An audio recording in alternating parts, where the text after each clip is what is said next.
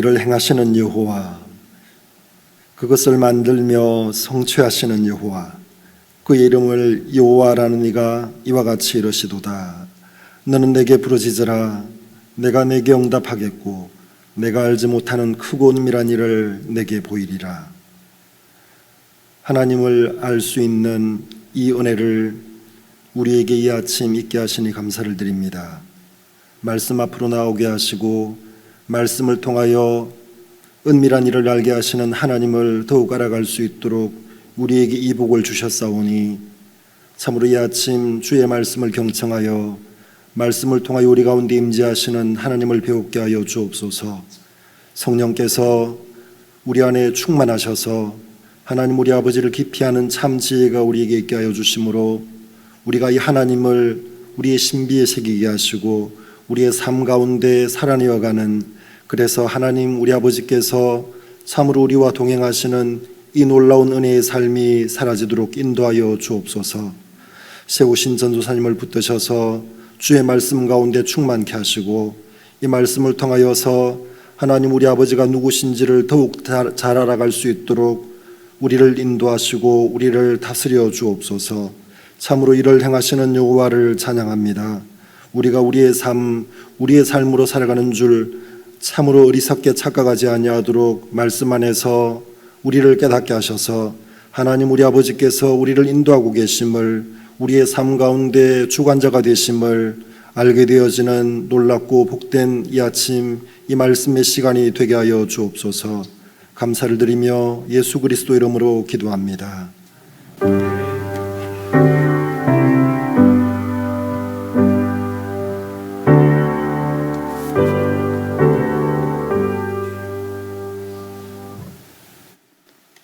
네, 오늘 아침 우리가 함께 묵상할 본문은 예레미야 33장 14절에서 26절까지 말씀입니다.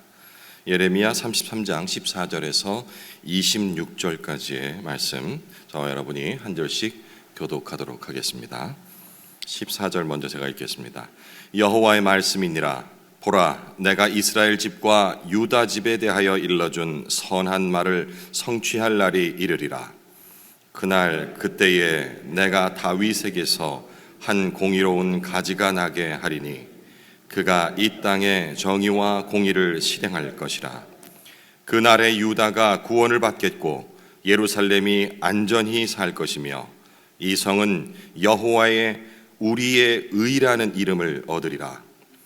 여호와께서 이와 같이 말씀하시니라. 이스라엘 집의 왕위에 앉을 사람이 다윗에게 영원히 끊어지지 아니할 것이며 내 앞에서 번제를 드리며 소제를 사르며 다른 제사를 항상 드릴 레위 사람 제사장들도 끊어지지 아니하리라 하시니라. 여호와의 말씀이 예레미야에게 임하니라. 이르시되 여호와께서 이와 같이 말씀하시니라. 너희가 능히 낮에 대한 나의 언약과 밤에 대한 나의 언약을 깨뜨려 주야로 그 때를 잃게 할 수 있을진데 내 종 다윗에게 세운 나의 언약도 깨뜨려 그에게 그의 자리에 앉아 다스릴 아들이 없게 할 수 있겠으며 내가 나를 섬기는 레위인 제사장에게 세운 언약도 파할 수 있으리라. 하늘의 만상은 셀 수 없으며 바다의 모래는 측량할 수 없나니 내가 그와 같이 내 종 다윗의 자손과 나를 섬기는 레위인을 번성하게 하리라 하시니라. 여호와의 말씀이 예레미야에게 임하니라. 이르시되 이 백성이 말하기를 여호와께서 자기가 택하신 그들 중에 두 가계를 버리셨다 한 것을 네가 생각하지 아니하느냐. 그들이 이 내 백성을 멸시하여 자기들 앞에서 나라로 인정하지 아니하도다. 여호와께서 이와 같이 말씀하시니라.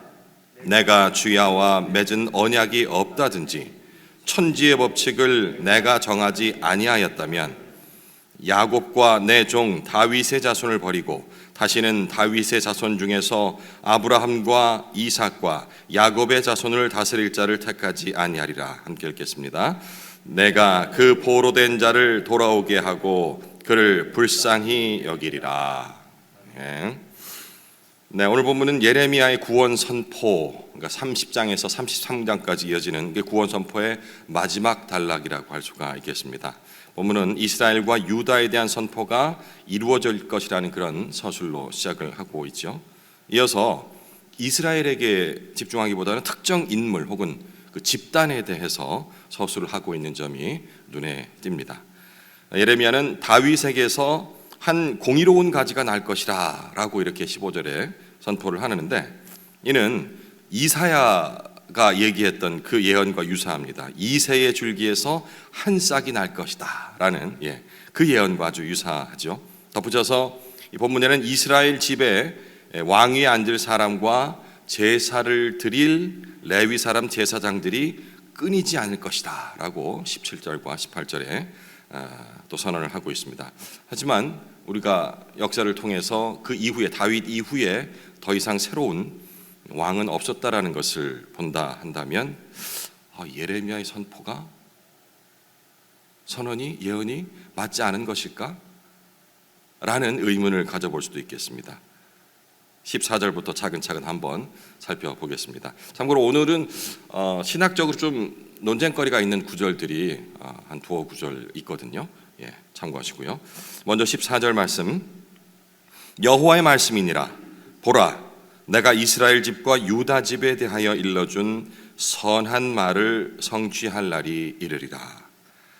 예레미야는 잘 아시다시피 이 남유다 왕국이 바벨론에 의해서 멸망하기 직전 그리고 멸망한 후에 활동한 그런 남유다의 대표적인 선지자라고 우리가 알고 있습니다. 그런데 계속해서 회복을 얘기할 적에 이미 멸망한, 어쩌면 그들과 상관이 없다 볼 수도 있는 그 북이스라엘의 회복을 계속해서 얘기를 하고 있어요. 북이스라엘과 남유다가 함께 회복될 것이다 라는 것을 계속 예언하고 있는 것이죠. 여기서 우리가 무엇을 발견할 수 있냐면은 그 예레미야의 예언이 사람의 편견이나 아니면 이해관계에 의해서 듣기 좋은 남유다만을 위해서 하는 것이 아니고 자기의 의지와는 상관없이 하나님께 주신 말씀을 그대로 선포하고 있다라는 부분을 우리가 짐작해 볼 수가 있겠습니다. 안 그러면 지금 별로 상황이 좋지 않잖아요. 자기 얘기를 남유다의 왕조차도 별로 좋아하지 않는데 거기다가 북이스라엘까지 같이 함께 회복될 것이라는 얘기를 계속해서 할 필요가 없는데도 하는 것을 본다 한다면 이 예레미야의 예언이 자신의 사사로운 감정이라 자신의 생각들 아니면 그 정세의 판단에 의한 이해관계에 의한 이런 것들이 아니라는 것을 다시 한번 확인할 수가 있는 겁니다. 예전에 15절, 그날 그때에 내가 다윗에게서 한 공의로운 가지가 나게 하리니 그가 이 땅에 정의와 공의를 실행할 것이라. 신약시대를 살고 있는 우리들에게는 이 구절이 무슨 의미인지 바로 알죠. 예수 그리스도가 이 땅에 올 것이다 라는, 이것을 예언하는 것이다 라고 단박에 우리가 알아챌 수가 있지만, 과연 예레미야의 예언을 듣고 있던 그 당시의 백성들은, 혹은 이 말을 하고 있는 예레미야 선지자도 예수 그리스도를 기대하고 있었을까? 라는 그런 생각이 문득 들더라고요. 이건 정답이 있는 질문은 아니고요. 어쩌면 이런, 제가 이제 거기에 몰입을 해보는 겁니다. 이렇게 기대하고 있지 않았을까? 너무 먼 미래가 아닌 가까운 미래에, 더 특정하자면 내가 살아있을 때 뭔가 이런 일이 일어나지 않을까, 그런 그 기대, 메시아에 대한 기대, 이런 정도가 아니었을까라고 생각을 해봤습니다. 그런데 이런 그들의 기대와 바람이 그들의 방식대로 이루어지지 않을 것이라는 추측을 방금 읽었던 15전 초반 있던 그 날 그리고 그 때라는 이 단어를 통해서 깨달을 수가 있습니다. 그들은 뭔가 이렇게 좀 즉시 그리고 가까운 미래에 일어나기를 바라는 그런 마음이 분명히 있었을 텐데, 근데 분명히 예레미야는 하나님께서 주신, 여호와께서 주신 그 예언을 따라서 그 단어를 빼지 않고 얘기합니다. 그날과 그때에 라고 했는데, 이거는 그날과 그때라는 것은 어떤 때인지 알고 계시죠? 우리의 때가 아닌 하나님의 때라는 겁니다. 하나님이 정한 시간, in his time. 이 말이 어떤 때는 지금 현대를 살아가고 있는 우리에게도 큰 소망이 되고 힘이 되고 할 때도 있지만, 또 어떤 때는 너무 더디게 분명히 그 말씀 받았는데 회복될 것이다, 네가 어떤 일을 할 것이다 라고 들었는데 안 이루어지니까 더디게 이게 되긴 되는 거야? 라는 생각 때문에, 이 단어 때문에 희망을 얻기도 하고 또 낙담을 할 때도 있는 게 현실입니다. 그날과 그때라는 것이 우리 알고 있듯이 하나님의 시간이라는 것이, 그 개념이 우리가 알고 있는 그 물리적인 시간의 개념과는 좀 다르다는 것을 여러분들 아시잖아요, 그죠? 그러니까 그날과 그때라는 것을 소망을 하지만 예측하거나 예단, 추측하기가 불가능하다는 사실이, 사실적으로 예레미야가 이 예언을 한 뒤에 600여 년이 지난 다음에야 예수 그리스도께서 탄생을 하시거든요. 이 땅에 오시거든요. 600년이라는 시간이, 말이 600년이죠. 한 세대를 30년 정도로 보는데 몇 세대가 지난 겁니까? 그러니 이 말을 그대로 믿고 따르라는 것이 어쩌면 현실을 살고 있는 그들에게는, 우리에게는 정말 힘 빠지는 소리로 들릴 수 있지만 그렇게 해서는 안 되는 것이, 이 하나님의 정하신 때가 항상 지나고 보니, 우리가 역사를 배우는 이유가 그거잖아요. 구약을 읽는 이유가 그거잖아요. 하나의 약속도 결코 땅에 떨어지지 않고 이루어졌구나. 그 완성은 무엇입니까? 예수 그리스도가 이 땅에 오심이 바로 그 예언의 성취였습니다. 그 시간이 어마어마하잖아요. 하지만 그날과 그때, 그 시가 가장 최선이었다는 것을 우리는 알고 있기 때문에, 비록 긴 시간, 내 시대 때 좀 이루어졌으면 좋겠는데 라는 생각 때문에 비록 낙담할 때도 있지만 그래도 포기하지 말아야 되는 이유가 바로 그런 이유가 아닌가 싶습니다. 하나님 정하신 때가 가장 최선의 때라는 그 믿음. 17절입니다.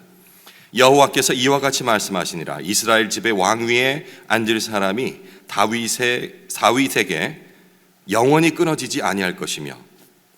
네, 이 17절 이 말씀을 표면적으로 우리가 이해를 하자 하면은 다윗의 계보를 이어서 새로운 왕이 끊이지 않고 계속해서 등극할 것이다 라고 이해를 할 수 있는데, 앞서 말씀드렸다시피 아니잖아요, 이거.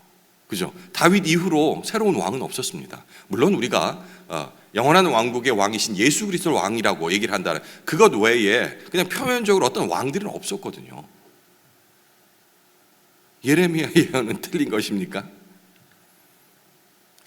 이거 하나님의 말씀을 대언한 것이기 때문에 틀릴 리는 없는데 라는 시각을 가지고 그 다음 절을 읽으면 약간의 힌트를 우리가 얻을 수가 있습니다. 18절, 내 앞에서 번제를 드리며 소제를 사르며 다른 제사를 항상 드릴 레위 사람 제사장들도 끊어지지 아니하리라 하시니라. 17절에 다윗의 왕위가 끊어지지 않을 것이라는 그런 선포에 이어서 레위 제사장들도 끊이지 않으리라는 18절에, 이 18절이 대꾸를 이루면서 기록이 되어 있거든요. 대꾸라는 것은 뭔가 연관이 되어 있다는 거예요. 그러니까 주석을 좀 찾아봤습니다. 이렇게 적혀 있더라고요. 그대로 그냥 제가 인용하겠습니다. 성전 재건 후 레위 제사장의 위치가 이스라엘 정치와 불가분의 관계에 있었으며, 포로 귀환 이후에 예루살렘 성소가 아주 중요한 위치를 차지한 것처럼 그곳에서 활동하는 제사장의 중요성도 더욱 부각되었다. 이스라엘에서 왕의 존재는 더욱 희미해졌지만 제사장은 유대 사회를 대표하는 자가 되었다. 이런 점에서 본문은 레위인 제사장의 역할을 강조하는 것처럼 보인다. 이게 무슨 말이냐면, 이제 왕이 없었으니까 없었다고 그냥 인정해버리면은 예레미야 예언이 틀린 게 되잖아요. 그래서 이 주석가는 이게 꼭 그 왕위가 아니고 이 이후에는 제사장이 굉장히 그 왕의 직분까지, 이 정확히 그렇게 표현 안 했습니다. 왜냐하면 단정지어버리면 문제가 되기 때문에 그런 왕과 그리고 제사장이 정치적, 그 다음에 종교적, 신앙적 이거의 지도자 역할을 했기 때문에 제사장은 계속 일어났으니까. 왜냐하면 그 성전이 재건된 이후에 제사장은 계속해서 명이 됐거든요. 그랬기 때문에 계속 이어지는 것이다 라고 이렇게 풀어놨던데, 맞고 틀리고를 떠나서 저는 이 구절 이렇게 한번 생각을 해봤습니다. 우리가 잘 알고 있는 베드로전서 2장 9절입니다. 제가 읽을게요. 베드로전서 2장 9절의 말씀, 너무나 잘 알고 있는 말씀입니다. 그러나 너희는 택하신 족속이요 왕 같은 제사장이요 거룩한 나라요 그의 소유된 백성이니 이는 너희를 어두운 데서 불러내어 그의 기이한 빛에 들어가게 하신 이의 아름다운 덕을 선포하게 하려 하심이라. 잘 알고 있는 말씀이죠. 가스펠송으로도 만들어져 있기도 하고, 예수님께서 이 땅에 오셔서 하나님과 우리 사이에 막혀있던 담을 허무신 후에 하나님의 자녀인 우리는 모두 왕의 신분과 또 제사장의 직분을 갖게 되었다라고 베드로가 이렇게 말을 하고 있는 것입니다. 그렇다면 예레미야 예언은 다윗의 혈통적인 승계를 받는 그런 왕을 말하는 것이 아니고, 또 레위 제사장 역시 레위 지파의 후손이 아닌 하나님의 자녀가 된 우리가 왕 같은 제사장이라 라는 말에 기인을 한다면 그 계보를 이어서 우리가 왕의 직분과 그리고 제사장의 역할들을 하고 있다라고 생각한다면 이 예언은 틀린 게 아니라는 그런 생각을 해봤습니다. 이거는 제 해석입니다. 다음에 이어지는 20절과 21절 말씀이 개인적으로 이거 너무 어렵게 번역을 한 게 아닌가라는 생각을 해서요. 저녁에 이제 수요예배 마치고서 들어가서도 계속해서 이 구절을 읽으면서 이건 너무 혼동이 되겠네. 물론 답은 알죠. 그 뜻이 아니라는 걸 알고 있는 거지만 어떻게 읽어도 이게 혼동이 되는 거예요. 우리가 지금 대부분 한국 교회 사용하고 있는 성경 번역본이 개역 개정본이에요. 1961년도 개역 한글로 이렇게 사용하던 것을 그때 개역 개정이라고 이름을 바꿔서 번역을 하면서, 이건 뭐 번역을 잘못했다 이런 개념보다는 우리 국어도 계속 바뀌잖아요. 뭐 이렇게 문화에 따라서 이 말이 사장되기도 하고 새로운 신조어가 나오기도 하고 표현 방식도 달라지고, 그러다 보니까 이해하기 쉽게끔 바꿔야 되는 그런 필요성은 충분히 있었습니다. 그래서 한글 개역 개정본이라는 말로 1961년에 처음이 번역이 되고, 이제 2005년도에 총 4번째 개역 개정이라는 이름으로 4번째 번역된 우리 번역본을 우리가 사용하고 있거든요. 20절과 21절을 제가 다시 한번 읽어볼게요. 눈으로 한번 따라가 보십시오. 여호와께서 이와 같이 말씀하시니라. 너희가 능히 낮에 대한 나의 언약과 밤에 대한 나의 언약을 깨뜨려 주 야로 그때를 잃게 할 수 있을진데.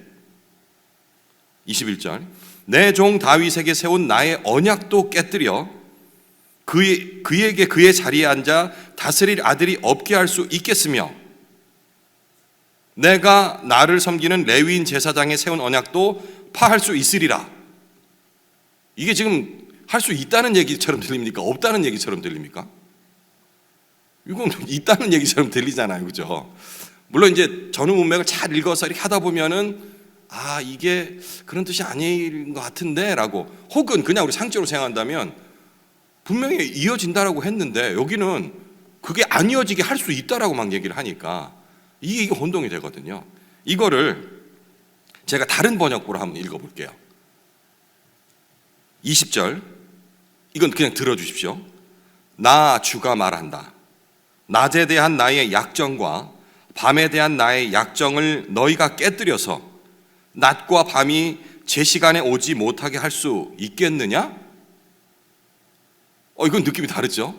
21절 그런 일이 있을 수 없다면 나의 종 다윗에게 세운 나의 언약도 깨지는 일이 없고 다윗에게도 그의 왕좌에 앉아서 다스릴 자손이 끊어지는 일이 없고 나를 섬기는 레위 지파의 제사장들에게 세운 나의 언약도 깨지는 일이 없을 것이다. 이게 좀 더 우리에겐 이해가 쉽죠. 같은 뜻입니다. 같은 뜻인데 결코 그런 일은 없을 것이다 라는 것을 이 반어법을 사용해서 얘기하다 보니까 이 반어법이 너무 진지하게 나가니까 마치 우리가 그냥 읽어쓰기에는 그럴 수도 있을 것처럼 이렇게 적혀 있는 거예요. 하지만 그것이 아니라는 것. 때로는 우리가 뭐 그렇다고 저는 뭐 다른 성경을 들고 볼 거예요 이렇게 하라는 얘기가 아니고, 여러 다양한 번역본들이 있어요. 우리 교회에서는 주로 이제 뭐 표준 세번역 뭐 이런 걸 주로 볼 때도 있고, 또 우리말 성경, 뭐 현대인의 성경 여러 가지가 있는데, 때로는 이 우리 개역개정본을 주로 하되 혹시 이해가 안 된다 할 적에는 한번 참고를 해보면 의외로 그런 고민들이 쉽게 해결이 되는 것입니다. 17절과 18절 말씀이 결코 파기되지 않을 것을 강조하고 있다라고 반어법을 통해서 그렇게 생각을 하시면 되겠습니다. 이어지는 22절 역시 자연의 질서가 결코 깨어지지 않는 것처럼 다윗과 제사장의 한 약속이 지켜질 것을 말하고 있습니다. 다시 말씀드리지만 구약의 예언은 구약 시대에만 적용되는 것이 아니라는 점을 항상 우리는 기억을 해야 됩니다. 신약을 살고 있는 우리들에게도 영적인 의미로 계속해서 적용되고 있다라는 사실을 잊지 말아야지 이 구약의 말씀이 흘러간 옛날 이야기, 올드 스토리, 그냥 교훈 정도를 받는 그런 말씀으로 이해가 되는 것이 아닌 살아서 지금 나에게 역사하는 지속적인 그런 말씀으로 다가올 수 있다라는, 구약을 읽을 때, 그 예언들을 읽을 때, 사건들을 볼 적에는 옛날 얘기가 아니고 지금 나에게 적용함으로써 그 말씀이 살아서 우리를 역사할 수 있다는 사실을 항상 잊지 말아야 합니다. 그래야 지루하지도 않고요. 24절 말씀입니다. 이 백성이 말하기를 여호와께서 자기가 택하신 그들 중에 두 가게를 버리셨다는 것을 네가 생각하지 아니하느냐? 그들이 내 백성을 멸시하여 자기들 앞에서 나라로 인정하지 아니하였도다. 이 구절 역시 그 두 가게로 번역된 혹은 또 다른 성경에 두 가족 혹은 두 집단이라고 이렇게 번역을 했던데, 과연 누구를 얘기하는 것인가에 대한 학자들 간의 의견이 나누는 또 구절이더라고요.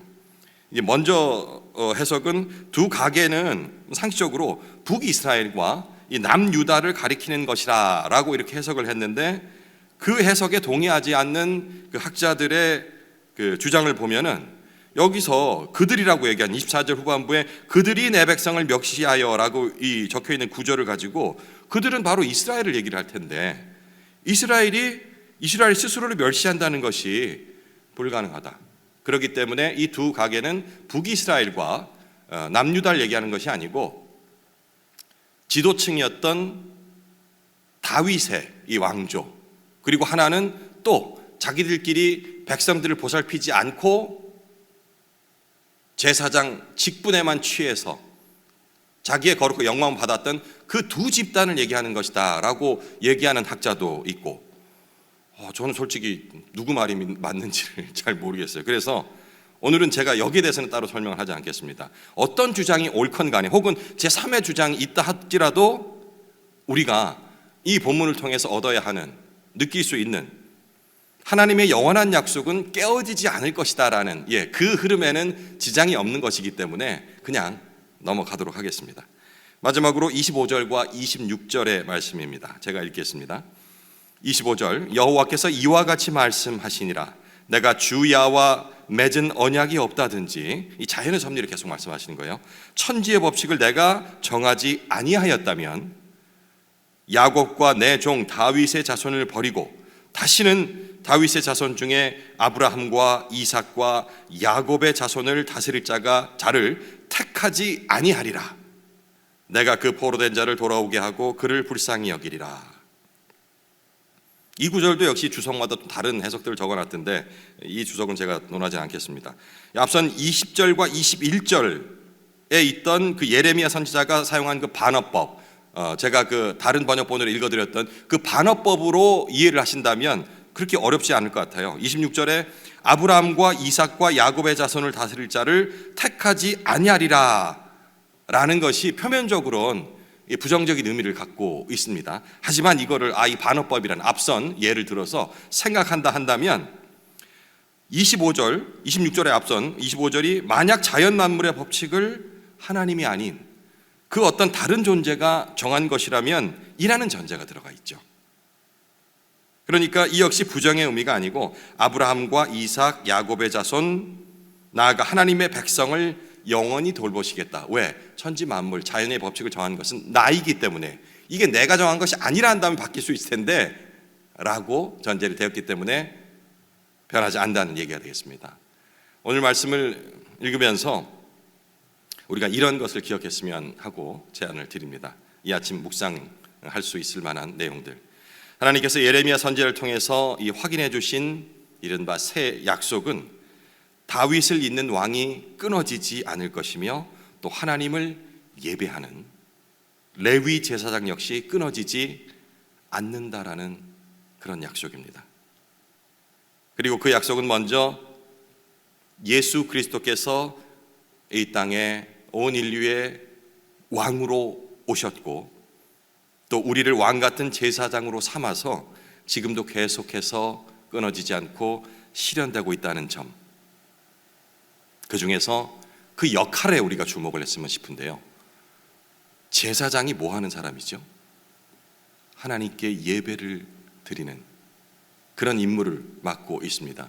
그런데 왜 하나님께서 하고 많은 일 중에 제사장이 끊어지지 않을 것이다 라는 말을 하셨을까라고 생각해 본다면, 제사장이 어떤 일을 하고 있는지 이에 우리가 포커스를 맞춰보면 하나님께 드리는 예배가 끊어지지 않을 것이다 라는 것을 우리가 생각해 볼 수가 있지 않을까 싶어요. 이것이 바로 우리가 예배의 삶을 이어가야 하는 것, 곧 내 삶이 예배가 되어야 하는 그러한 이유이기도 합니다. 그리고 예레미야 예언, 하나님께서 하신 말씀의 실현인 것이죠. 제사장이 끊어지지 않을 것이다. 우리 모두가 제사장으로서 나의 삶을 예배로 이어감으로써 하나님의 말씀이 살아서 지금도 계속 역사하게 하는 것입니다. 예배의 삶이 내 삶의 우선이 되어야 한다는 것입니다.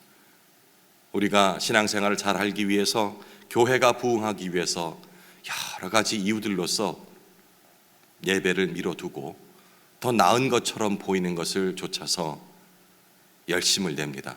하지만 하나님께서 원하시는 것은 예배가 끊어지지 않는 삶입니다. 이 예배, 우리가 흔히 생각하는 것은 교회에서 드리는 공적인 공예배가 있겠습니다. 하지만 그것만이 아니고 매 순간 나의 삶이 예배가 되어야 된다라고 우리가 확장해서 생각해 볼 수 있는 것이죠. 이러한 예배자의 삶이 곧 왕같은 제사장의 삶이며 지속적으로 이어져야 하는 그리스도의 삶인데, 그 이유는 세상을 향한 하나님의 나라의 완성은 여전히 미래에 이뤄질 사건이기 때문에 우리가 그 미래를 소망하며 예배자의 삶을 계속해서 이어나가야 하는 것입니다. 오늘 아침 이러한 부분을 내 삶과 접목시켜서 과연 내 삶의 우선순위가 예배자의 삶인가 라는 질문으로 이 아침 묵상을 이어가시기를 바라겠습니다.